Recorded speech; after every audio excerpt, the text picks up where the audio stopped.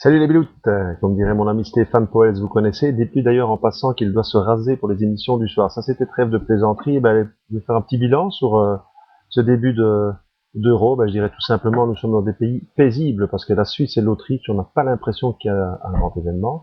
Faut dire simplement que malheureusement, ils ont été battus les premiers matchs.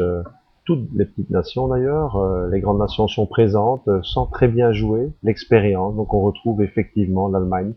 Je dirais aussi qu'au niveau des grandes stars, il y a certaines comme Van Nistelrooy ou Ballack qui ont été blessés toute l'année, ont l'air d'être en forme physique.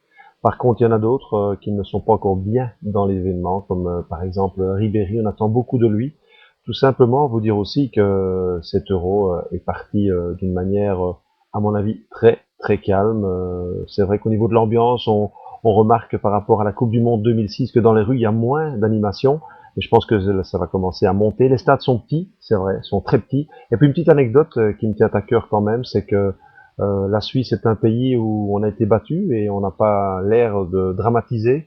J'ai même reçu un petit coup de fil de Michel Pont, l'entraîneur adjoint, une demi-heure après le match, tout simplement pour me dire, bah oui, hein, c'était quand même pas facile, on avait aussi eu des occasions, mais c'est pas grave, le pays est bien derrière nous. Donc vous voyez que c'est vraiment du calme partout. Je dirais simplement, n'oubliez pas d'aller voir la RTB parce que et puis surtout le studio. Et je salue d'ailleurs Benjamin de Sonin qui fait ça remarquablement. À bientôt et un petit bisou aussi à mon ami Vincent et le féliciter parce que quand même tu vises est en D1.